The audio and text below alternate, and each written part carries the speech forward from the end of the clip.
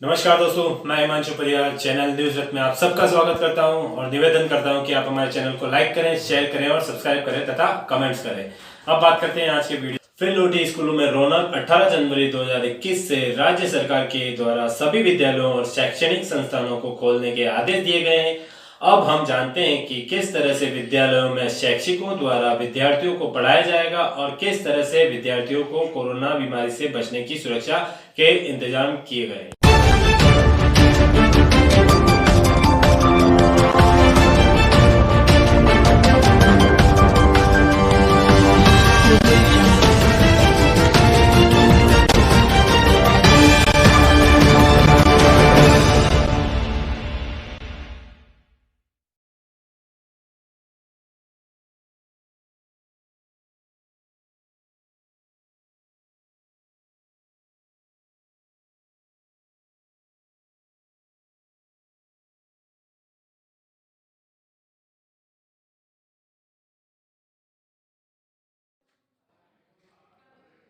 Sir नमस्कार, आपका शुभ नाम सर? जी। तो सर अब जैसे आज से जो विद्यालय चालू हो रहे हैं तो सरकार की क्या गाइडलाइन है और अभिभावकों का कैसे यहाँ पर बच्चों को रुझान है छोड़ने का, और आपने यहाँ पर कैसे अब उनकी सुरक्षा को ध्यान में रखकर आगे के निर्णय डिसाइड किए हैं? राजस्थान सरकार के द्वारा राजस्थान सरकार के निर्देशानुसार स्थानीय विद्यालय महात्मा गांधी राजकीय माध्यमिक विद्यालय धानमंडी उदयपुर से मैं बोल रहा हूँ। मैं अशफाक कुरैशी, उर्दू अध्यापक।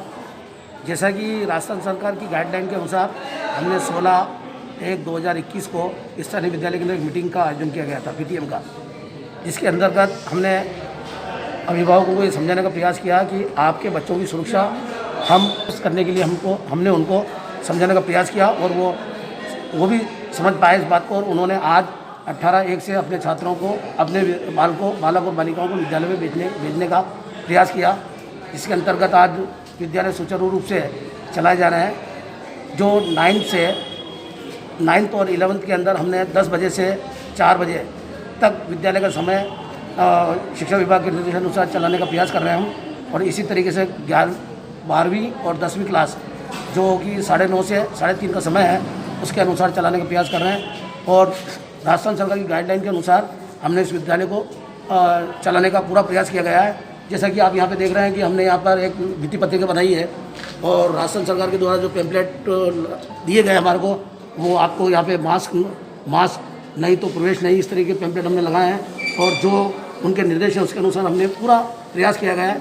सैनिटाइजर आपके सामने वो जो कि लगा हुआ है, बच्चों के लिए एक रजिस्टर रखा हुआ है जिसके अंदर जो भी आगंतुक आएंगे वो अपने रजिस्टर के अंदर एंट्री करके और अपने मोबाइल नंबर लिख करके फिर ही अंदर प्रवेश करेंगे और सैनिटाइजर करके और फिर क्लास के अंदर जाएंगे, या वो जिससे भी संपर्क करेंगे वो इस तरीके से संपर्क करेंगे गाइडलाइन के अनुसार। जैसा कि आप क्लास की तरफ देखेंगे तो क्लास के अंदर भी हमने जो है मास्क नहीं तो प्रवेश नहीं के हमने पैम्पलेट लगाए हैं और इसी तरीके। चलिए, ये सर कैसे यहाँ पर जो चल रहा है क्लास उसको आप थोड़ा सा इंट्रोडक्शन करवा दीजिए। ये हमारी कक्षा 10th है, जिसके अंदर कि हमने निर्देशानुसार इसके अंदर सीटिंग की व्यवस्था की गई है। और हमारे यहाँ 10वीं के अंदर हमने 2 बैच बनाए हैं। जो 60 बच्चों की क्लास है उसके अंदर से हमने 25 बच्चों को बांटने का प्रयास किया है। जो आज 25 बच्चे आएंगे और दूसरे दिन भी 25 बच्चे आएंगे। और जैसा कि हमारे यहाँ पर ये नीता लालवानी मैडम है जो कि मैथ्स की क्लास ले रही है। अब मैं इनसे मैडम से निवेदन करूँगा कि वो तो देख सकते हैं आप किस तरह से कोरोना काल में अब बच्चों को पढ़ाया जा रहा है, उनकी सुरक्षा को ध्यान में रखकर कैसे उनको डिवाइड कर कर आगे की स्टडी करवाई जा रही है। अब जानते हैं यहाँ की अध्यापिका से कि वो कैसे इनको गाइड करती हैं। नमस्कार मैम। नमस्ते। आपका शुभ नाम? नीता लालवानी। तो मैम अब इनको कैसे यहाँ पर स्टडी की जा रही है और बच्चे कितने यहाँ पर आना स्टार्ट हुए हैं, बच्चों को अभिभावक ने किस तरीके से यहाँ पे छोड़ना स्टार्ट किया है ताकि उनकी जो कोरोना से बचाव हो सकते हैं, तो उसके बारे में कुछ आप 2 शब्द बता सकते हैं? कोरोना काल से हम सबको लड़ना है, इसके लिए विभाग ने जो हमें आदेश दिए हैं उसके हिसाब से विद्यालय में व्यवस्था की गई है। आप देख सकते हैं कक्षा में बच्चों को अलग अलग टेबल और स्टूल दिया गया है और इन टेबल्स पर हमने बच्चों के रोल नंबर भी लिखे हैं ताकि जो बच्चा आएगा वो उसी सीट पर बैठेगा। तो ये सभी बच्चे संक्रमण से बच सकें। साथ ही हम और बच्चे दोनों ही सतर्क हैं, विद्यालय का स्टाफ और सभी बच्चे सतर्क हैं कि हमें कोरोना से किस तरीके से लड़ना है, डरना नहीं है। इसीलिए बच्चे भी आपस में दूरी बना रहे हैं, वो समझ रहे हैं कि 2-2 गज की दूरी हमें रखनी है और अपने ही चेयर, अपना ही टेबल पर बैठना है, अपनी बोतल से ही पानी पीना है और हमेशा मास्क लगाकर रखना है। जगह दी जा रही, मतलब एक सेक्शन में कितने बच्चे होते हैं और कितने को बुलाया जा रहा है? अभी हमारे पास कक्षा 10 में 31 बच्चे हैं, तो 31 बच्चों को 2 भागों में बांटा गया है। पहले भाग में 15 और दूसरे भाग में 16, और इस कमरे में 50% मतलब जो इसकी कैपेसिटी है इस कमरे की, उसके 50% बच्चों को ही बुलाया गया है। तो इस कमरे में हमारे 15 बच्चे ही बैठ रहे हैं स्पेस के अकॉर्डिंग। आपका कहना है कि 50 बच्चों की जो क्लास है उसमें 25 बच्चों को ही जगह दी जाती है, तो मैम बैठने का जो डिस्टेंस है वो कैसे रखा जा रहा है? एक बेंच छोड़ के एक रखा जा रहा है या उसका कुछ? सर, बेंचेस को जो इनके बच्चों के लिए पर्सनल टेबल हैं हमारे रूम में, और उन टेबल्स को गैप न देके टेबल्स को ही दूर दूर रखा गया है ताकि 2 गज की दूरी मेंटेन हो सके। बीच में टेबल नहीं रखा गया और बच्चों को बताया गया है कि उन्हें उन्हीं के टेबल पर बैठना है, क्योंकि बच्चों के रोल नंबर्स इन टेबल पर अंकित किए गए हैं। अच्छा, बच्चों को टेबल के ऊपर रोल नंबर अंकित करके उनको बताया गया कि इस पे ही बैठना है, इसके आगे जैसे वो आएंगे सोमवार, बुधवार और शुक्रवार को पहला बैच आएगा, तो वो बच्चा उसी टेबल पर आकर बैठेगा। मतलब सप्ताह में 3 दिन बैच चालू रहेगा, सोमवार, मंगलवार और बुधवार और शुक्रवार। दूसरा जो बैच है, यानी सेक्शन 2 सेक्शन हो गए, एक सेक्शन ए है और एक सेक्शन बी है। तो सेक्शन ए आएगा सोमवार, बुधवार और शुक्रवार को। सेक्शन बी जो है वो आएगा हमारा मंगलवार, गुरुवार और शनिवार को। Thank you ma'am.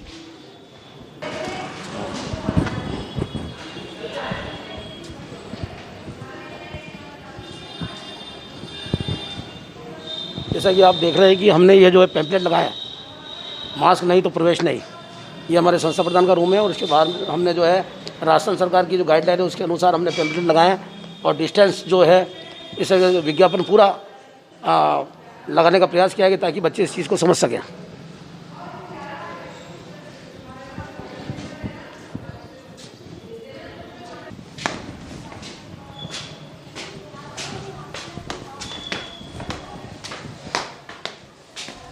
हमने यहाँ पे भी कक्षा के बाहर भी सैनिटाइजर लगाया है। राजस्थान सरकार की गाइडलाइन के अनुसार हमने कक्षा के बाहर भी सैनिटाइजर लगाए हैं ताकि बच्चे बाहर निकलें और कहीं किसी चीज़ को टच करते हैं तो वापस आकर के सैनिटाइजर कर सकते हैं।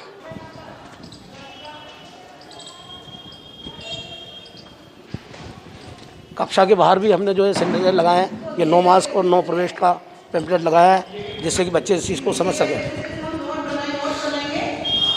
ये कक्षा हमारी 12वीं कक्षा है, हाँ 11th कक्षा 11th है ये हमारी। ये बच्चे जो है उसी गाइडलाइन के अनुसार बिठाए गए हैं। ये हमारी 9th क्लास है जिसके अंदर की 60 बच्चे हैं, और ये 60 बच्चे हमने जो है उसी गाइडलाइन के अनुसार बिठाए हैं और विधिवत तरीके से इनका क्लास चल रही है और बच्चे अपने अध्ययन कर रहे हैं निसंकोच और बिना डर के। आप चाहें तो इन बच्चों को भी से भी पूछ सकते हैं कि हमने जो सरकार के नियमानुसार कार्य करने का प्रयास किया है। दीपांशु भटनागर, आपको हमने जो प्रपत्र दिया है वो आपने भर के अपने घर से भर के और अपने माता पिता से भरवा कर यहाँ दिया है नहीं दिया है? हैं? प्रपत्र नहीं दिया तो आपको कल भर के लाना है।